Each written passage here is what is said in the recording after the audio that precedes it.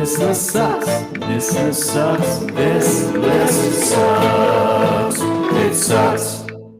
Bonus. It's bonus sucking. Welcome back, everybody. You're back to This List Sucks. Yeah, and now we're back to you with another one of our bonus shows where we are working our way through a snub list that listener Lee Stamper sent to us from Reddit. And we wanted to go through this because we firmly believe that virtually every list that somebody compiles sucks, at least in our opinion that it should. And lo and behold, in going through this Reddit snub list, we thought, wow, well, this kind of sucks too. And so let's talk about why it sucks. Yeah. And so that's what we're doing. So all this week, dude, like even the to-do list I wrote for myself this morning, it sucked. Was that the contents of the to-do list that sucked, or was it just the list itself that sucked? Just everything about it. Both. Making, conducting, doing. Yeah. The production process, the results, the requirements that were laid forth. It was nothing. Just nothing good about it. I get it. It's all just another sucky list. So this week we are going through. This week we landed on My Morning Jacket because the list stated that every My Morning Jacket was left off of the greatest 500 albums of all time. And so we started with the debut album from My Morning Jacket entitled Tennessee Fire. Yes, correct. And just to be clear, like we talked about this a little bit on the last episode, but the verbiage of it is not such that they're saying that every single My Morning Jacket album belongs on the list, but they are saying that there weren't any. So yes. We figured since there are not that many My Morning Jacket albums, we might as well go through all of them. There were other artists that were represented as such on that snub list that, have like 30 albums. We might not do all those. We might pick 4 or 5. But My Morning Jacket has a limited number of records, so we have, the capacity to go through all of those. So that's what we're going to do. And we started with the Tennessee Fire, which is great because neither Mike and I had ever really delved into this one, and we are both My Morning Jacket fans. Absolutely. And I had never both of the first 2 albums. So I've never dug into Tennessee Fire, and I've also never dug into At Dawn. Like my earliest kind of deep dive for My Morning Jacket was the album after those 2, which is It Still Moves. Yeah, that was the one that came right after At Dawn. Yes. At Dawn was a studio album or an EP? Believe it's a studio album. Gotcha. I'd have to fact check myself, but I'm almost certain that. So Tennessee Fire was their first studio album from 1999. I believe At Dawn was their next one from 2001. Okay. And then I believe I know that It Still Moves was released in 2004. Gotcha. And we'll get into actually we may as well talk about it now because we're already talking about My Morning Jacket. I didn't realize until going through this album, the Tennessee Fire, and just doing a little bit of Wikipedia digging on it, I didn't realize that It Still Moves from 2004 was the first album with the current lineup as it exists today. It Still Moves was the first one, so even At Dawn didn't have that full fleshed out lineup. That's absolutely correct. And I don't even know that At Dawn had the same lineup that they had on this record. Yeah, so it was kind of in flux at the beginning is what you're getting at. Yes, the only consistent pieces were Two Tone Tommy and Jim James. Yeah, so Two Tone Tommy remains in the band. That's the bass player for those who are unaware. Is uninitiated. For the uninitiated, yeah. We like using that verbiage here on This List Sucks. But so this is real raw, early My Morning Jacket, which is really Jim James at this point, is like what makes up. I mean, really, let's be honest. I mean, I'm right there with you. Credit Two Tone Tommy, but probably Jim James wrote all of these songs. He did. Yeah, I will confirm that for you right now because that was it's funny that you mentioned that because that's not something that we talked about before we did the main show. But that's exactly how I felt about this album whenever I was listening to it, was that it was really I mean, it felt like a really early Jim James solo record. Yeah, What it that's felt what I was like to about to me. say. It's the Jim James solo record. Yeah. Yeah. So that being said, I like this one a lot. And I think it was really cool to kind of see the genesis of a band that I really dig. If one thing, it proved that Jim James was always an incredible vocalist. Yes. Right? Yes. At the same time, his voice is, the first time that I listened through this record, I'm not gonna lie, I was a little disappointed because I was like, man, it almost didn't sound like Jim James, especially the first 2 or 3 tracks. But then as my ear got adjusted to the recording of these tracks, and as my ear got acclimated to picking up on those things that Jim James still does to this day, especially in the form of like word enunciations and stuff. Jim James has always been a bizarrist about like how he punctuates words. And as soon as I started to pick up on, oh yeah, all of those cues are there, and this is Jim James that I'm hearing and that I'm listening to, then it became really, really wonderful for me. It was almost like a weird barrier though for me on those first couple of songs on the first time through. Well, that's kind of an interesting point because like the tonality of his voice is, while somewhat similar, there's like, I feel like there's this certain mid-rangey warmth to his voice that maybe developed more as he got older. Maybe wasn't like, the warmth wasn't as much there, because this album does, it feels a little colder to me than some of the later stuff. I don't know if that makes any sense at all. I chalk that up to the fact that it was largely recorded in a garage. Yeah, so that's another interesting thing is the lo-fi-ness, which Mike, you know, famously doesn't dig the lo-fi as much. I fucking hate it. It's okay. You can say that Mike fucking hates lo-fi recordings. But also, I feel like there's a difference for you. Correct me if I'm wrong here, but I feel like there's a difference between lo-fi because we were 25 and we had no money, we recorded it in a garage, and lo-fi because we have all the money in the world and we intentionally wanted to make it sound like lo-fi. And you probably like the former more than the latter. Am I right in saying that? Yes, absolutely. Yeah. Because the difference is, this is the best we could do with what we had at the time. And oh no, I like stuff that sounds like shit. Yeah. That's the difference, right? And there's a world of fucking shit. There's a fucking world of difference between those two, because like the intentional lo-fi stuff to me, I mean, that's literally like Phil Spector jumping into the studio and being like, hey, I don't know what the fuck you guys think you're doing in here, but this sounds good. And I want it to sound like shit. Yeah. I just like envisioning like a band getting together. It's like, I got a crazy idea for our next record, guys. Let's make it sound fucking terrible. You know what I mean?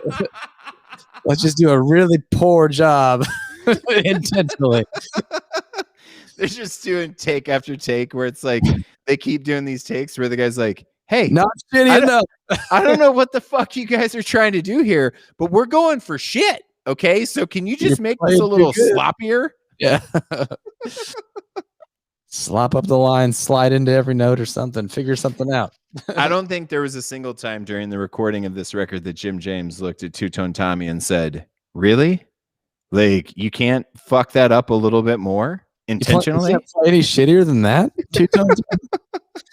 Yeah. No, this is more of a record where they did the best of what they could at the time. So yeah. And from that standpoint, I don't hold it against an artist that doesn't have the means to create the best recording possible of their art, you know? Yeah. I mean, it's different. Yeah. Totally different idea there. But for those, and I'm sorry if I'm repeating something that JB literally just said 2 minutes ago, but this was largely recorded in a space built above a garage in Shelbyville, Kentucky.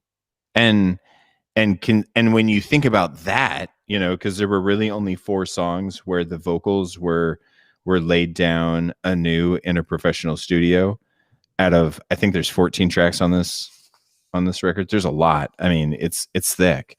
So when you take that into consideration, again, that's where I circle back around to, no, this is the best they could do with what they had at the time, and given that, it's really good. It's really, really good. Yep. So really fantastic. Let's talk about songs in particular. Yeah, what stood out to you? There were several that really stood out to me. Honestly, I loved the opening track. Yes, Heartbreaking Man. The melody on it reminded me a lot of the song "In My Life," which I believe was a Beatles track. Beatles track? Yeah. But it was covered by Johnny Cash. Well, it's been covered by a ton of people. Yeah. Yes. But I mean, shortly after release was covered by Johnny Cash, I think. So I feel like I've occasionally personally got confused about the original recording. Yeah. Yeah, In My Life vibes on that one. But right off the bat, you get that Jim James falsetto on that song. And I feel like this is mentioned from what I was reading every time this album is talked about. But the vocals on this, and not just the vocals, but definitely the vocals are just dripping in reverb. Is so reverb heavy. I mean, it's almost too much at times.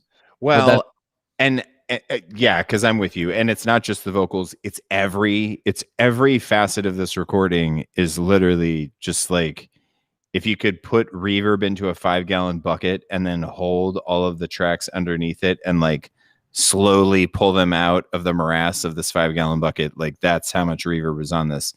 And I think that what I'm going to attribute that to is they wanted this to sound.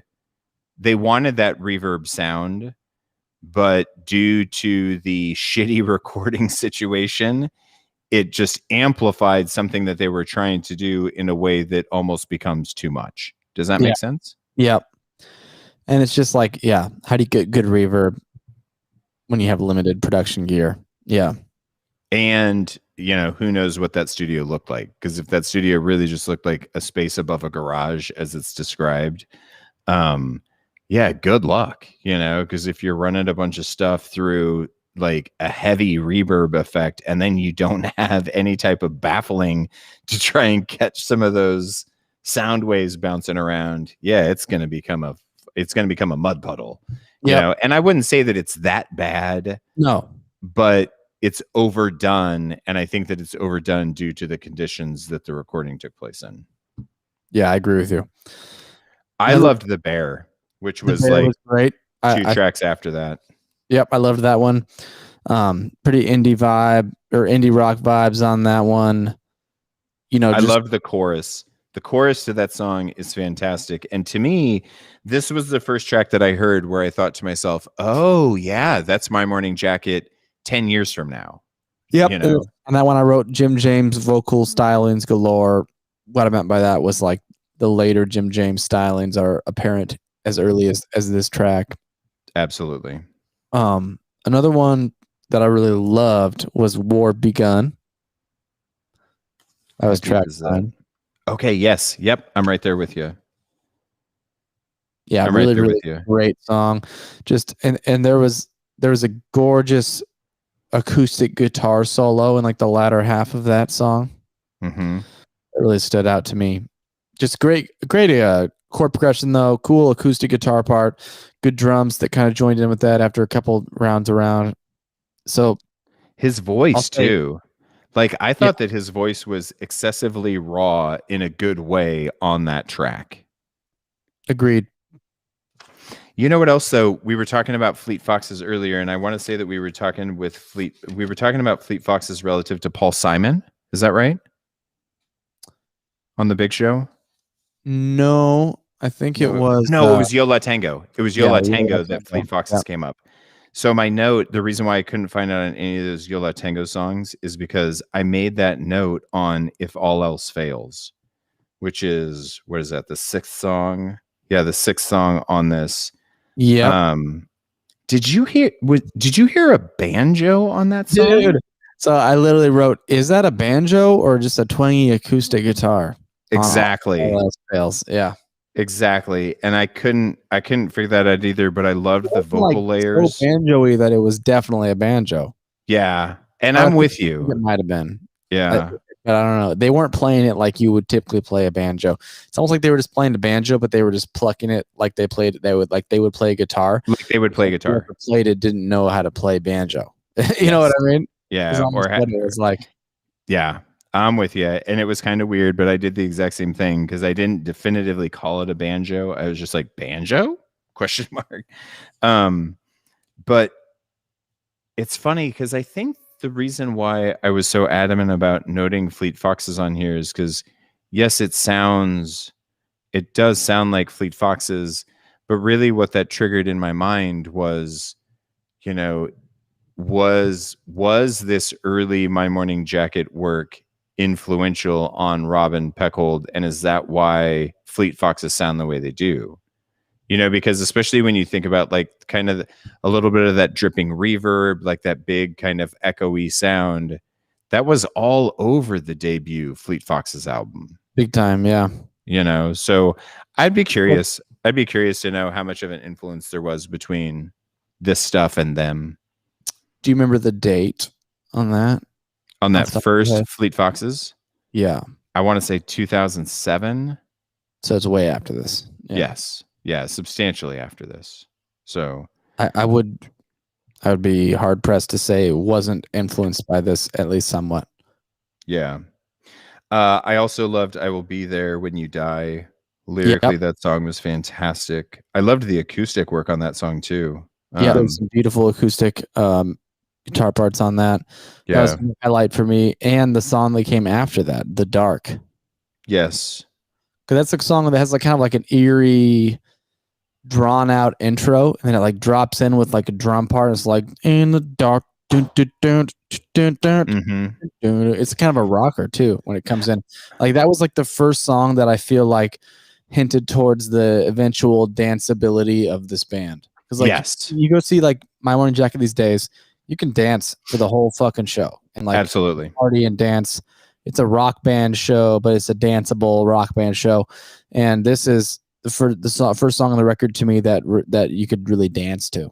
A lot of the stuff, and this is something I'll talk about some more, but like compared to the later My Morning Jacket stuff, this is a lot more somber, restrained, withdrawn, more pensive, just kind of more Fleet Foxy really than a lot of their later stuff. You know what I mean? Yes, no, absolutely. I absolutely know what you mean. On The Dark, did you ever find yourself wondering if the drummer knows how to keep time? Was it bad? I don't remember in particular, but was it a little out of time? I made a note on it. I wrote tempo issues by drummer. And I think that was just more a function of the rawness of the track and the rawness of the recording, because that's what it felt like to me. It felt like, especially once it really started to get rocking, because I want to say that song was, I don't know, I think that was one of the longer tracks. I want to say that song was like a little over 4 minutes or right at 4 minutes or something like that. And when it got, I don't know, call it 2.5 minutes into the song, when it really kind of started to jam out a little bit, I don't know. And I'm kind of finicky about that. Like I like drummers that can keep time. Call me crazy, but as a bass player, that makes sense. Yeah, right. But I mean, it was something that I picked up on, and I thought, oh, but like I said, I chalked it up more to just the rawness of the album than anything else. You know what I mean?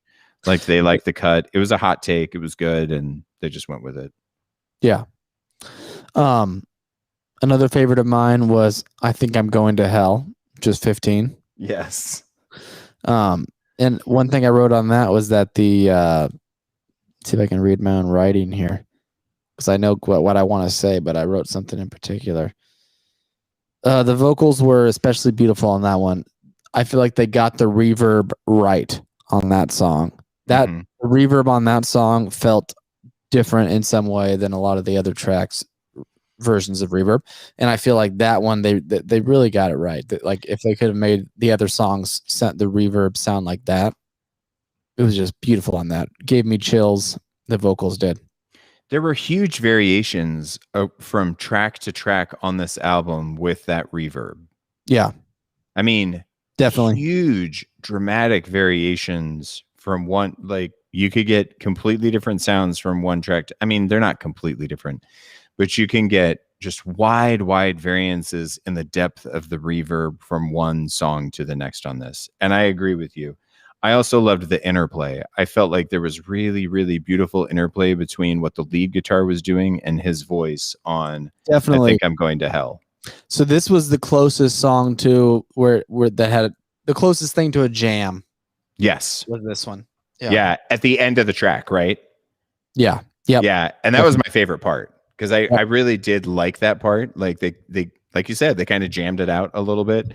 But leading up to that, that interplay between the guitar and his voice was loved it a lot. What did you think of the instrumental thing at the end?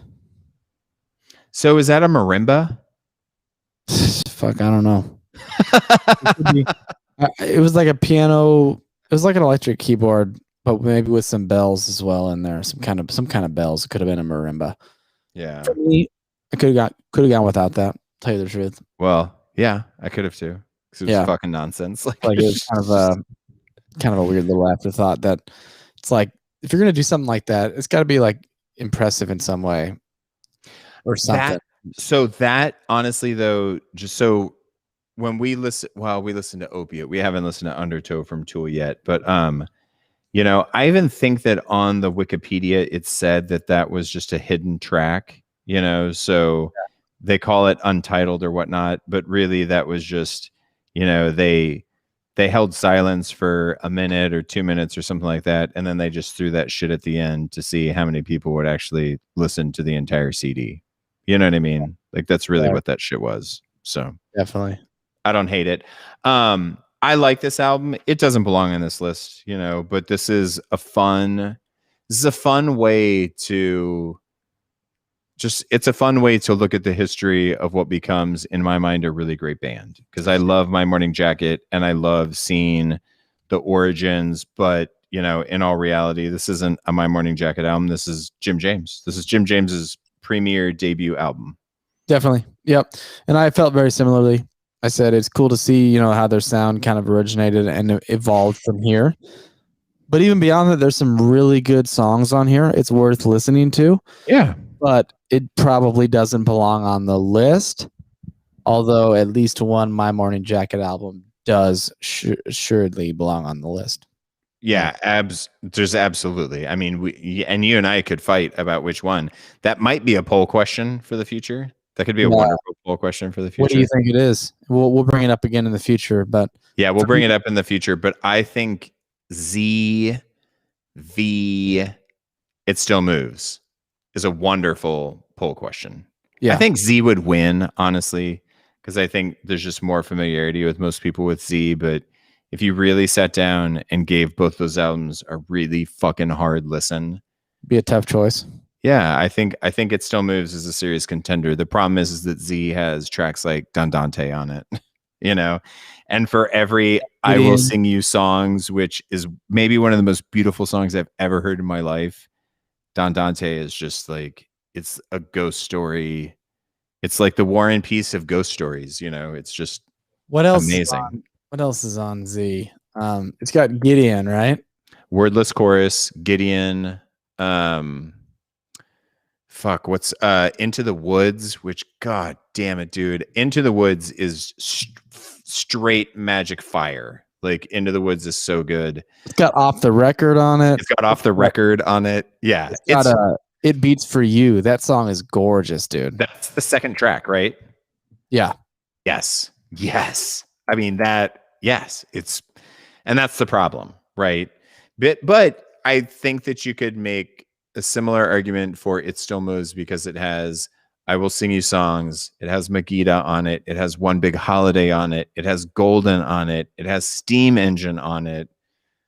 I mean, it's got like has it's a much longer album, and it has in some ways a wider variety of songs. They're just a lot different, and It Still Moves harkens back to a lot of what we heard with the Tennessee Fire, because it's got Golden on it. Yeah, I mean that's a great album, dude. Don't get me wrong at all. One Big Holiday, that's the name of their festival, for God's sakes. Right? And that's a really, really spectacular song, But Steam Engine on that record is spectacularly beautiful. Love Steam Engine. Yeah. But I think we're on the same page here. This one doesn't belong on the list, but it's a hint at future albums that do belong on the list. Absolutely. So next time, if you want to play along with the bonus episodes as well, and JB, you and I have not discussed this, but technically next on the list is every Moody Blues record. But for our Moody Blues episode, we're absolutely going to be bringing in a special guest and friend of the show, April Leonard. And so why don't we do this? Our decision to make is, let's skip. How many Moody Blues records are we going to do? Well, yeah, because there's a ton of Moody Blues. But what I would like to propose is let's take a pause on Moody Blues for next week, and let's push that to the week after.